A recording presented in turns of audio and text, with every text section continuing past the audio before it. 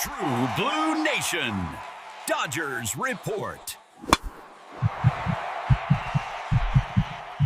All right, True Blue Nation, a huge welcome to your #1 news channel for all things Los Angeles Dodgers, True Blue Nation Dodgers Report. I'm your analyst, and I'm here to bring you the hottest, most detailed information, straight from the inside. For you, the beating heart of this team, our loyal Blue Crew.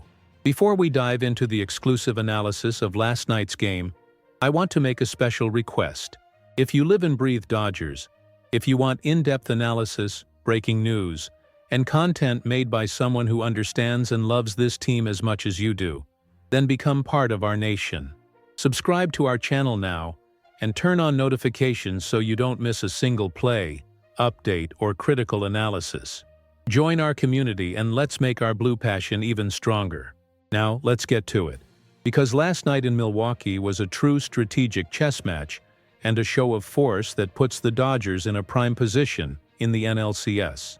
The night of October 13, 2025, at American Family Field will be remembered as the day Blake Snell once again proved why he was the most impactful acquisition for our rotation. In Game 1 of the National League Championship Series against the Milwaukee Brewers, the Dodgers not only won 2-1, but they surgically and commandingly stole home field advantage. And the architect of this victory was, without a doubt, Blake Snell. From the very first pitch, it was clear he was in a transcendent zone. His combination of venomous fastballs and sharp sliders simply dismantled the Brewers' lineup one by one. To say he was dominant is an understatement. We are witnessing one of the most spectacular postseason performances in recent history. With yesterday's outing, his ERA across 3 playoff starts has plummeted to a microscopic 0.86. That's not just good, it's legendary. It was 7.2 innings of pure mastery, allowing just 1 hit, issuing no walks and, most impressively, racking up 10 strikeouts, a personal postseason career high. He generated 22 swings and misses, a number that illustrates just how off-balance and helpless the Milwaukee hitters were against him. Dave Roberts' decision to keep him in the game for the end of the 8th inning, even with 91 pitches, was a calculated gamble that paid off handsomely. Snell ended his appearance with 103 pitches, leaving to applause and sending a clear message. The Cy Young is in playoff mode. But the game wasn't just about pitching. We had moments of high tension and plays that could have completely changed the course of the game. In the 4th inning, with the bases loaded and 1 out, Max Muncy launched a blast that had all the makings of a grand slam. The ball traveled deep, but Sal Frelick, the Brewers' center fielder, made an acrobatic and confusing play. The ball hit his glove, caromed off the wall, and fell back into his glove. The umpires correctly ruled it not a catch, but the quick thinking of Milwaukee's defense was crucial. The throw to the plate nabbed Teoscar Hernandez in a bang-bang play, and the sequence resulted in a surreal double play that ended the inning and kept the game scoreless. It was a gut punch, one of those moments that can psychologically shake a team. However, the resilience of this Dodgers roster is something I've been highlighting for a long time. They didn't let it get to them. The coolness and focus to stick to the game plan, even after a golden opportunity slipped away so frustratingly, is the mark of a championship team. This ability to absorb the blow and keep fighting was fundamental to what came next, showing that the team's mentality is sharp for the challenges of the postseason. The Brewers' defense made a highlight reel play, but the quiet, focused response from our Dodgers was even more powerful. If the Brewers' defense shined in one moment, the Dodgers' offense found the answer in the 6th inning, and it came from the bat of one of our leaders, Freddie Freeman. Facing reliever Chad Patrick, Freeman showed why he is one of the most feared hitters in the league. On the 6th pitch of his at-bat, he identified the pitch he wanted and made no mistake. The ball traveled 366 feet, with an impressive exit velocity of 108.4 mph, and only stopped deep in the opposite field bleachers. A solo home run, but one that carried the weight of breaking the deadlock and finally putting the Dodgers on the board. It was a clinical piece of hitting from an MVP who understands the importance of showing up in decisive moments. That home run wasn't just about the score. It was about reasserting control of the game, which Blake Snell had so painstakingly built on the mound.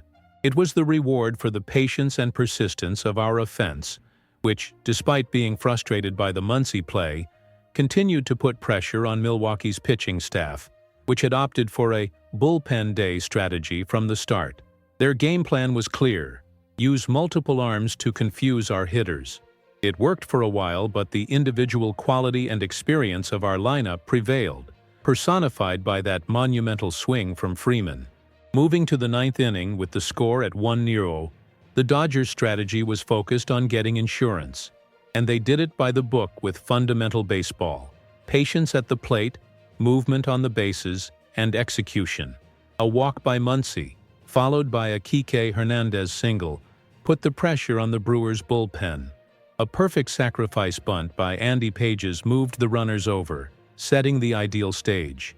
Milwaukee's decision to intentionally walk Shohei Ohtani to load the bases and face Mookie Betts was understandable, but risky. And the risk didn't pay off. Betts, with the calm of a veteran, worked the count and drew a bases-loaded walk, driving in the second and crucial run. It was a masterclass in manufacturing runs under pressure, without the need for a big hit.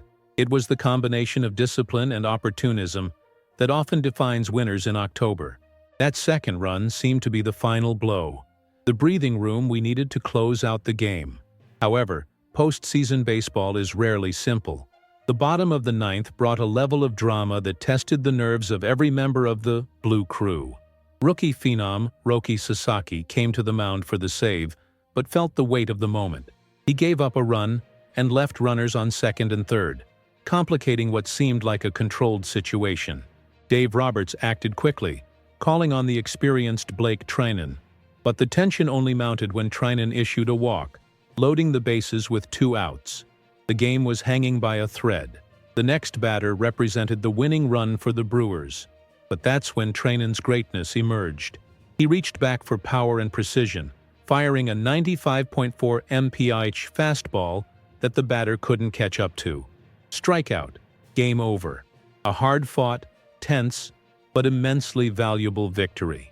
The Game 1 victory was a masterclass in postseason baseball. We had the absolute domination of our ace, Blake Snell, the resilience of an offense that didn't panic, and the ability of our bullpen, even under extreme pressure, to bend but not break. Stealing home field advantage right in the first game is a massive blow to the Brewers' aspirations and puts all the pressure on them for Game 2.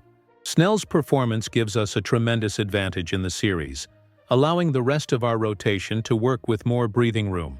The lingering question is the management of the bullpen in the final stretch.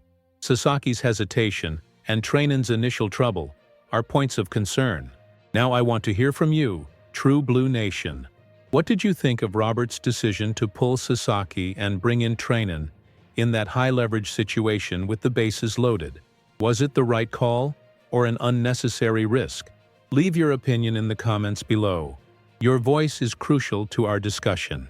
For more detailed analysis, exclusive news, and complete coverage of the Dodgers' journey to the World Series, subscribe to the True Blue Nation Dodgers Report channel and hit the notification bell. Stay in the know, firsthand. The October journey has just begun. Let's go together.